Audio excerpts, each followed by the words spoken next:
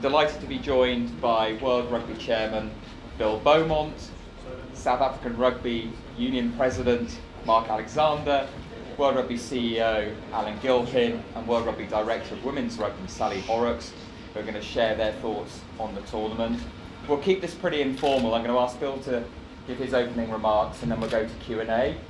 If you have a question, please do raise your hand. We're just trying to see through the light a little bit, but raise your hand, and when we come to you, please do introduce yourself and then ask your question. We have about 15 minutes, so hopefully we'll get through as many questions as possible. If not, we'll try and take them offline. But without further ado, I'd like to invite Sir Bill Beaumont to say a few words. Thank you, Bill. Thanks very much, Dom. Good afternoon, ladies and gentlemen. First of all, Mark, on behalf of World Rugby, I think we should thank you and your SARU colleagues for organising such a fantastic event here in Cape Town. It's been unbelievable. I think we'll talk about the numbers, but the enthusiasm of the volunteers, the enthusiasm of the crowd, and also the expertise of the players have made this a memorable tournament.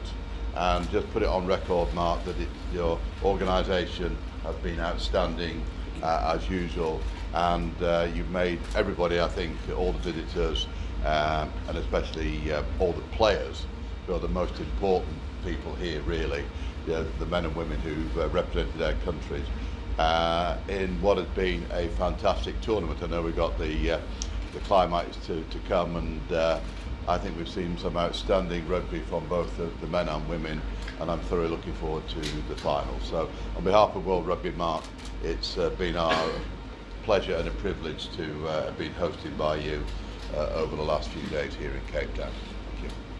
Thank you, Bill. We'll go straight to questions. Please do raise your hand if you have one there. Yeah, gentlemen. Yes, Barry Markowitz from the Samoa News. First of all, I would like to thank World Rugby. My wife passed away in the last year, and the USA team, the captain, Kevon Williams, in Singapore, presented her an autographed ball.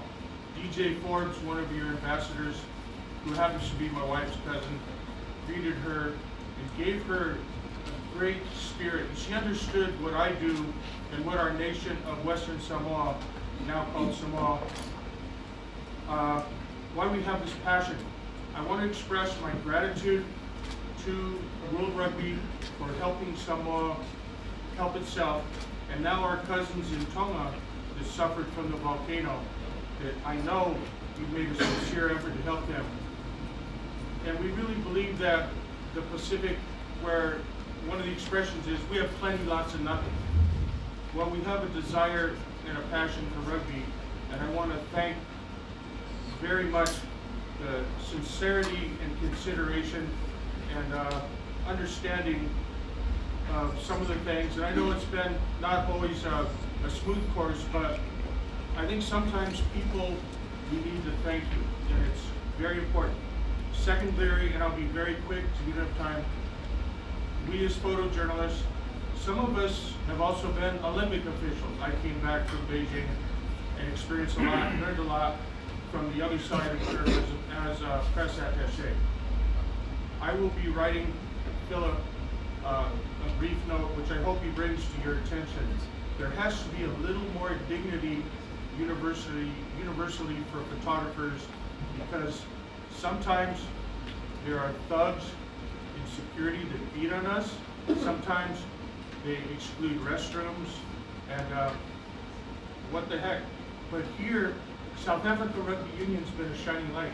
They've got porta potties downstairs. They make sure that we're fed, whether we're on the field, anything else. So I'm going to write that to Philip. And, thank you very much, Will. Thank you. Thank you. We really appreciate your remarks. Thank you. Question here, and then we'll go down. Thank you. Cambo here with Sport 24. A big conversation that's been going on is the format of the competition, given that some teams play one day and then you wait another 24 hours to play again. And some people, for example, yesterday would have been here in the morning and then only realized deep into the morning that they'll only watch their home team play at 10:30. Is that something that you've been looking at, or is the format here to stay? Is there any other way to work around the format such that people can see the teams play regularly? I'll pass it on to Sally and to Alan, but obviously we continually look at the format of every tournament, and we have a debrief and look at the things that we can do better and make it better for the players. But I'll hand over to Alan. Yeah, look, it's a great question. We've reviewed everything in sevens in the last little period. You know, how the series will look in the future, what it means in terms of regional competitions, and this event, as you know, is quite unique in terms of the number of teams that play in the Rugby World Cup sevens. So we've got a format that we only use in this once every 4 years, and that the feedback we certainly will get from the teams and the spectators will take into account. So it's not fixed in stone for the future. Thank you very much. Next question is just over here. My name is Eric, I'm from Kenya. Just a follow-up on that question. If the format, if it is the women's team and the men's team being combined, which is making it kind of squashed, is it possible to have the women's team and the men's team competing in separate World Cups, just like it happens in the 15th World Cup? Thank you. Yeah, that's not our intention. I think we believe, and I think fans believe, that having the men and the women play together is a unique part of and a great part of our sevens tournaments. So we're looking for future formats that combine both and have gender parity where possible, but we need to make sure it works for teams and spectators. So if this format isn't working as well as it could, then we'll look at the format. Sally, do you want to add to that? No, just to reiterate what Alan had to say, that sort of shared platform to promote both the men's and the female game, you know, is quite unique in sport, and I think it has many, many advantages. But you also have to have regard for the players as well. So we will look at it, as Alan said, but from my perspective, just this elevating the female game as we accelerate its development is a tremendous opportunity for us in the sport, and it's a very young format of the sport, and we're really excited about what we can do with the girls and women's game, particularly in sevens. Thank you, Sally. We'll take one here and then we'll go. Yeah, just a Yeah, just the issue also follow up on the format. It's a bit overcramped, you know, if you're looking at the weekend special. Because this is a World Cup, I suppose if we could have stretched it out for a week, highlight the country that hosted maybe in a better way, instead of having it like a normal, not a normal Hong Kong sevens, but I mean, it's like more or less the same. It's a weekend special. You could have had it for a week, then you highlight the country honoring the World Cup for the format. Yeah, thanks. I think it might be a challenge for hosts if they think they're going to have it for a week. We try and keep it as it is at the moment, but always looking to review it, because it's exciting coming in the stadium and you're seeing different countries where normally you would not see Chile, for instance, playing here in Cape Town. So it's exciting for them, it's exciting for their players. You've got the Brazilian women's team, the Colombian team, women's team that come, and that adds to the whole sort of mix of the 40 teams format. Yeah, thank you. Happy to take questions that aren't format related. We've had a few on those, but yeah. Part of the questions from related. Yeah, okay.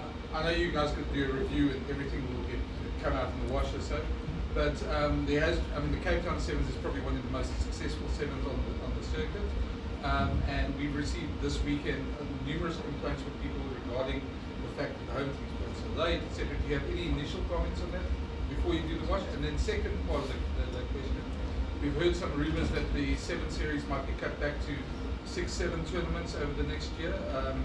Is that something that you're considering? Does it need to be shortened? And are there reasons for that? On the first part, I think, as we said, we'll definitely review this format. We've only ever done this format once before, which was in San Francisco, Rugby World Cup Sevens 4 years ago. We took some learnings from that. Yesterday was an extraordinary long day of Rugby Sevens for all of you and for everyone involved. So I think we'll look at all those factors and seek a lot of feedback as we always do. And that's what we've done on the series. So we aren't quite ready yet to announce what that new series structure looks like. We've got one more year of the current 7 series format, obviously very much back here in Cape Town later in the year. The most important thing for us as we look at that review of sevens is, can we make the series a better product for spectators but a better experience for the players? And we're really committed, as we've said, to making sure that all of those events going forward have both men's and women's and the same number of teams, men's and women's. So we're looking at the right balance for that and the number of events. So we're nearly there, and we should have some really exciting news soon. And I think maybe just to add, Mark, you may want to just outline the attendance to date and what we're anticipating for the rest of today as well, just to show the success. I think over the weekend we had more than 105,000 people attending the games. That's not counting those who are still coming in now. So I think that's good for good attendance for the World Cup. Answering Brendan's thing about the team playing late, the local team playing late. The local team plays early, especially here, people go home. So we're trying to keep the people in the stadium to see all their teams play, both the men and the women.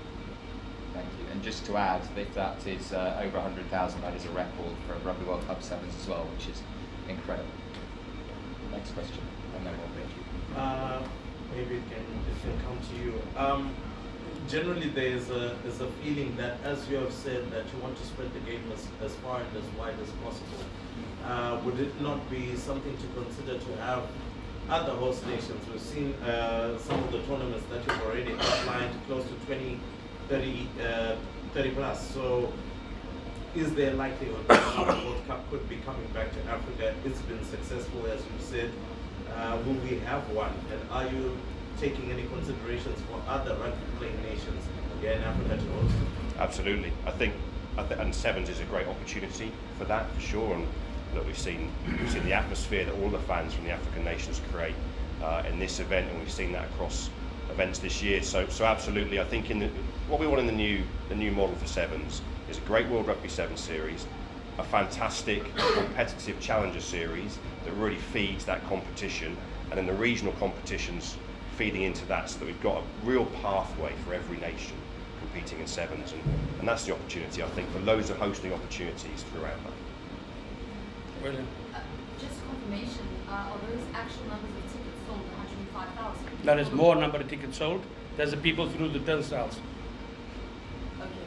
And then just for Surveyment, the reported case that has been brought toward rugby by former players, where is that currently at? Well, I'll pass that on to Alan, but certainly it's something, obviously, players' injuries, it's the top of our agenda every time that we have a meeting. You know, we talk about concussion, and we take this utmost seriously. And we also have got enormous sympathy for players who are injured and are suffering, because we're a rugby family. You know, we're sort of, it doesn't matter what age you are part of that family. We have to make sure we do everything we can to make the game as safe and accessible as possible, and that's what we are doing. Thank you. Yeah, Alan. I just wanted to go back to the question about future hosting for Sevens. Is there a timeline for if we're going to know if and when there's another Sevens World Cup? Yeah, look, I think we've done a lot of work on the Sevens series. I think by the end of the year we'll have reviewed the format, where this provides an opportunity for teams that other parts of the Sevens kind of ecosystem doesn't. And I think, you know, probably in the early part of next year we'll start to be clear about what's next for Rugby World Cup Sevens, and we need to be, because if obviously we're going to continue, we've got to start to look at where next. And you said if you continue, so is that potentially at risk? Is there discussions about stopping with Sevens World Cups to promote the Olympics? There has been in the past, I think, before we've been here. You know, we've come here, it's been an incredibly kind of successful, vibrant event, you know, more than 100,000 people through the turnstiles, as Mark said, so that's got to be a factor, right? There's an appetite for this. It provides something different. We don't have any other event in the sport where there's 40 teams in one place, so we'll take all that into account. Yes. That was Same question. The last bit of my No question. Sorry, Sally, that's for you. We can see the women's tournaments that will be played next year as well. What have you sort of taken from this World Cup? We've got 16 women's teams involved. Obviously, you'll be advocating to get some more. I mean, just your overall opinions on how the women's side of the competition is taking place this year. Taken a lot from it. This is my first global competition. I've been in the job for 4 months, and I've had a fantastic experience. So thank you, because the media that I've met and my colleagues have been tremendously supportive. So I think we're onto something.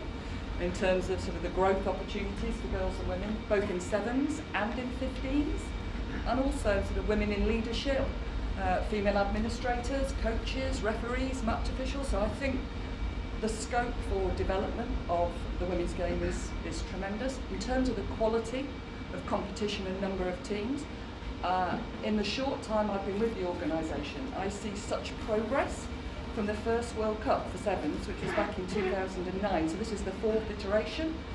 You see how fast and far these teams are developing. There's still a long way to go, in my opinion, and I think we have to think about quality.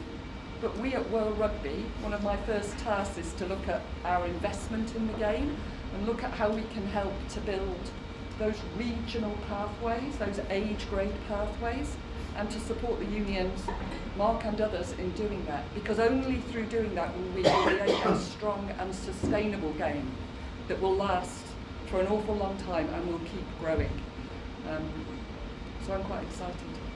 And maybe Sally as well, thoughts, obviously it's a big couple of months ahead as well. Yeah, if I look from here forward, from South Africa, it's New Zealand, it's Auckland, where we have the 15s World Cup in less than a month's time. So in terms of sort of a celebration of rugby and looking at our colleagues, and we have players in the stadium, amazing women players in the stadium here that are also going to transfer and play in the 15s. Huge celebration of rugby. I can't wait to see those women play, under the spotlight. I hope you are all coming to join us. I hope we're encouraging all of our friends and colleagues to buy tickets and support the game. It's the first big event for us in New Zealand, obviously since they've opened the doors. That's quite a challenge, but please get behind us. It should be fantastic. Got time for 2 more. Mark, as the host nation, your thoughts on the Scotland females' performance? Disappointed? We're not happy with the performance, but we had a long year. Our team won the first 5 tournaments, and I think that's taken a lot out of them. A lot of injuries. Our ladies team is growing leaps and bounds. They're getting there where the team was last year, where they're now. It's a great improvement. So we're excited of where the women's game is going, especially in the 7s and in 15s. The men's team, a little bit of disappointment. We had a lot of injuries, and I think the team has taken a knock. And with the coach leaving also creates another area of uncertainty. And we should make an announcement early this week about who will be the next coach. Thank you. Just for Mr. Alexander as well. You've got some positives now from the floor. The gentleman and the lady next to you. What do you feel you guys, as the hosts, could have done a bit better? Some of us would feel that the seats were a bit empty yesterday. Hopefully it will fill up tonight again. And is the positives that you're getting from the gentleman and the lady, does that mean that SA Rugby will look to go back to bidding for the 15s World Cup again to get it here? Seeing that you hosted a successful 7s again? I think we as a country, but first this is where we are as a country. We understand the economic challenges we have currently in the country. I think we'll be reckless not to take that into account before bidding. So I think let's first wait for the country to recover since COVID, and then we'll consider bidding for another World Cup after. We have to be responsible citizens as well. And just what do you feel you could have done better in terms of the hosting of the tournament? I think from a hosting point of view, I think we pulled up all stops. I think we could have done something better on the field for our players, and a better performance to keep the fans longer in the stadium. As far as the stadium is concerned, I think we sold the tickets out for Saturday and Sunday. Friday was something new at people work. So the tickets are sold. They might not be in the stadium, but the tickets are sold. And corporates bought tickets, and we thank all the corporates who supported the World Cup, the South African sponsors and the international sponsors for supporting this event. We can't do this alone. And it can only happen with our partners, and international partners and local partners are exceptionally great. Thank you. We will have time for just one more and then some closing remarks. Sorry, but if I didn't take this opportunity, there's been a lot of talk about World Rugby meeting and about Nations Cup and the future of 15s here. Can you just give us any update on that? Because I know I understand France and England were sort of represented here. So how did those discussions go?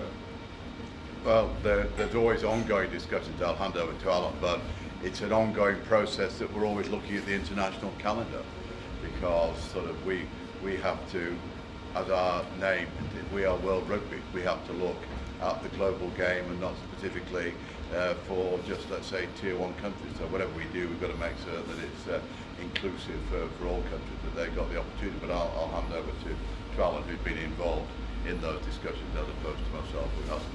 Yeah, they were really positive, I think, and I think we've said that a lot probably in the last year. But the fact that they continue to be really positive discussions is really important. I think we're making ground all the time in terms of everyone understanding some compromises needed in different places to make a more aligned international calendar work. And as Bill said, part of our responsibility in that is to make sure that the voice of the emerging nations is fully represented, and it has been, and we've had the opportunity to bring people in from some of those emerging nations in the discussions this week here. So moving forward, well, there's a lot of work still to do, but moving forward, really positive. I'll come back to you when we have a substantive update. But I think just to close off, thank you very much, ladies and gentlemen. I might just hand over to Alan just to give some reflections. As we said at the beginning, this has been a record-breaking tournament for us. 105,000 people in stadia. Let's not lose sight of that. That's a world record for Rugby World Cup 7. Some scintillating rugby, men's and women's. Great finals to look forward to. Alan, I think we can sum up. Maybe I've just said it. You said it all, Don. Look, these aren't easy tournaments to put on, and I think, to reflect on what Mark said, on the hosting side and for the teams, this last year has been everyone coming back to play sevens, travel around the world after 2 years of sevens, more than any other part of our sport being decimated by obviously the travel restrictions and COVID. So, our thanks go to the players out there and the teams, and the format is challenging, and we know that. It's pretty brutal when you lose one game and you're out, and we've got to look at that going forward. But there's 40 teams here, absolutely thrilled to be here, thrilled to be part of the World Cup, have played their part. We've seen some fantastic rugby. Hopefully there's a little bit more to come. But as Bill said at the start, our thanks go to Mark and the team, and my personal view, and I've been doing these things for a while, is there's not a lot that SA Rugby and the people here in the city of Cape Town could have done better. They've been fantastic hosts, the warmth of welcome. When you've got 40 teams and the teams are pretty happy, you've done something right, so well done. Thank you, ladies and gentlemen. Just before we close, I'd like to thank World Rugby for the honour and privilege to host the event. We thank you for your support and bringing the game to South Africa. Thanks, Mark. Thank you very much. Thank you, everybody.